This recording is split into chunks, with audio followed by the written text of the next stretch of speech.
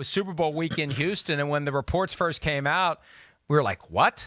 John Lynch going to become a general manager? And the first thought was this could either be John Elway or Matt Millen. And so far, it's closer to Elway, the good Elway. Elway's had some good and some bad in his 9 years with the Broncos, but it really has turned around in year 3 for John Lynch. And it wasn't that long ago that there was talk about how Lynch and Shanahan, maybe it's not going to work, and they had the 4-12 season last year, and maybe the Heat's going to be on one or both of them this year, notwithstanding the 6-year contracts fully guaranteed that both have. But it really has worked out.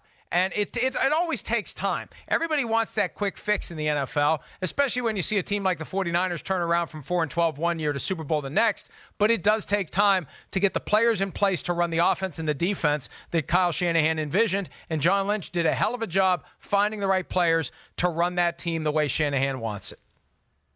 Sometimes you ask a question when you're talking to somebody and you really don't know what direction he's going to go. And I did not know that story. And I said to myself, that's an incredible story. And how about when he says, I basically didn't sleep for like the next 4 nights. And one of the reasons why I think John Lynch is really, really good at this job, and again, why we could get in a long argument. It'd be a fun podcast one day for me and you to do. But I happen to think that what ruined Matt Millen in Detroit was, and we could argue about this a long time, he was basically forced to pick Joey Harrington. He didn't want to pick Joey Harrington. But in retrospect now, what has been the absolute key for the 49ers? The key is getting the quarterback who can win games when your team is not playing great. Getting a quarterback who can overcome some obstacles. That's what Jimmy Garoppolo has done this year. And so to me, every general manager who works, why is John Elway getting such a grace period in Denver? Because he convinced Peyton Manning 8 years ago, along with Pat Bowlen, who was in declining health, but he also helped. He convinced Peyton Manning to go to Denver. And he got a Super Bowl out of it, as it turns out. But in my opinion, it's all about the quarterback. However that happened, and one day it's either going to be in the John Lynch book or the Bill Belichick book. How Jimmy Garoppolo landed in San Francisco for a 2, because he could have gotten more elsewhere. But that has been the whole key. Getting a quarterback somehow, some way. Lynch and Shanahan got that done, and that to me has made all the difference. But it's amazing that in the playoffs, Jimmy Garoppolo has essentially become Bob Greasy, right? Throwing the ball 8 times in the NFC Championship game. And who knows how many times he'll throw the ball against the Chiefs in the Super Bowl. Peter, I think one of the keys here, and to the extent that there is anything about the 49ers that other teams can copy, I think the 49ers with Shanahan and Lynch have done a great job of finding guys who are natural-born roughnecks who don't need the reps that no longer are available in hitting and blocking and tackling to the ground. Football has gone dramatically in the direction away from full contact at practices. They're trying to eliminate concussions. You do that in part by having practices not nearly as intense as they used to be. So what happens? What happens is you get to a game and Patrick Mahomes is running to the end zone and nobody knows how to tackle him.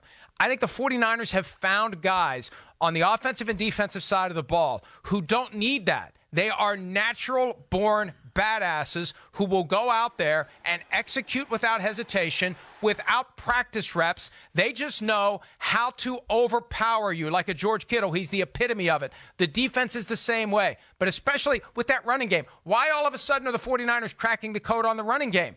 Because defenses don't know how to tackle anymore, and they don't know how to fight off the blocks anymore because they don't do it full speed like they used to. They found guys who don't need to do it full speed in practice. I think that's been the very subtle key to this, and that's the challenge for other teams. Find guys like that who can match that brawn, match that will, match that violence in games against the 49ers. Mike, there's one other guy who we don't talk about with the San Francisco 49ers who absolutely unequivocally we should. One day he will be a general manager in the NFL. His name is Adam Peters, and he's their personnel guy, their chief college guy. And I remember I was in the draft room in 2017 before their first NFL draft as a team. You know, Lynch and Shanahan and Adam Peters sitting over to one side. And they did something in the 5th round of that draft, and they took George Kittle. That was by far the best pick in terms of value in 3 years that they've run this team. And the reason that they were able to get George Kittle in the 5th round is very simple. He was a devalued player at Iowa. The coaching staff didn't really love him. He hadn't produced a lot. And I think he came to the NFL as a real, on-the-come guy. And the 49ers saw how much he loved football and how much they thought he could project to this level. And that's exactly what they've done. So A, don't forget Adam Peters when we talk about Shanahan and Lynch. And B, the other part that I think is really, really important. It isn't just getting the Nick Bosas and all those guys, even though they've spent huge draft capital on the front. When you spend huge draft capital on the front, you're going to have to find Fred Warner, George Kittle later in the draft. You're going to have to find Raheem Mostert on the undrafted free agent scrap heap after he's been cut by 64 teams. That is what the 49ers have done exceedingly well. And really, the guy who's responsible most directly and clearly for the 49ers being in the Super Bowl, I mean, plenty of guys have their hand in it, but Dre Greenlaw not fading to his left, but crashing back to the right to get to Jacob Hollister and keep him out of the end zone. Because, Peter, if Hollister scores that touchdown at the closing moment of Week 17 and the Seahawks beat the 49ers are the 5 seed. And look, maybe they would have won on the road in Philly. They probably would have, like Seattle did. But then you got to go maybe to Green Bay and beat the Packers rather at Lambeau Field. Or maybe you have to go back to Seattle at some point. I mean, it's a far different road, and you don't get your bye week that I think they desperately needed. And Greenlaw doesn't make that play. We may be talking about the Seahawks or the Packers or somebody else in Super Bowl 54, not the San Francisco 49ers. Hey, there's no question about it. And Mike, I do think sometimes when I think of the NFL's playoff system and I think how absolutely close that is, how painfully close that was for the Seattle Seahawks, because obviously if they're home, for the first week or if they have a bye and then they're home for either 1 or 2 weeks, how much of a huge difference this would have made in the NFC playoffs, and maybe who makes it to the Super Bowl from the NFC. The one thing about all of this, and on one hand, I think it's tremendously unfair, but on the other hand, that's what makes a game like this that we're showing right now, a play like that, so incredibly spectacular. Because a play like that, 3 inches, can make the difference in whether you win a Super Bowl. And that's not being overly dramatic. It's absolutely true.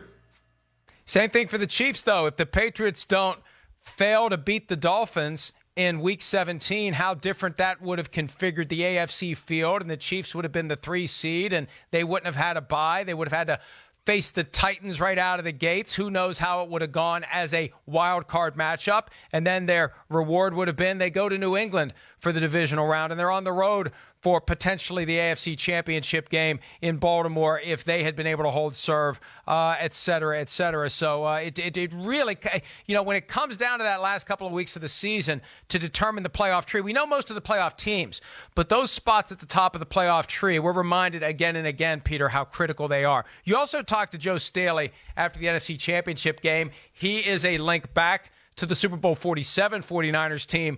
How confident was he after everything that the 49ers have gone through since Super Bowl 47 that he was ever going to see another Super Bowl? I asked him flat out, did you ever think you'd be back here right now? And he said, no, I didn't. But he said, the first time I sat and listened to Kyle Shanahan, I said, hey, this guy is really, really good. We could get back there. And so I think that is when a coach can make all the difference. And look, Joe Staley has been relatively unscathed injury-wise in his career. I'm sure he's thinking, hey, I don't even know what he makes, 10, 12 million, whatever he makes. Yeah, I'll make 30 million for the next 3 years, 35 million, and I'll just sort of slip into retirement, and I will have had a really good career, played in a Super Bowl and all that. But I think that Kyle Shanahan woke the echoes in San Francisco. There's no doubt about it. And Mike, I can't help but thinking, just think now, if you're John Elway watching that game the other night, and you think about the coaching decision that you had in front of you in 2017, and you ask yourself, I had Kyle Shanahan in the final two. Did I really make the call that I made? Because I think John Elway will always say, going into the 2017 coach process, he had his mind made up. That's one of the things that he did differently with Vic Fangio. I'm going in with an open mind. I have no preconceived notions.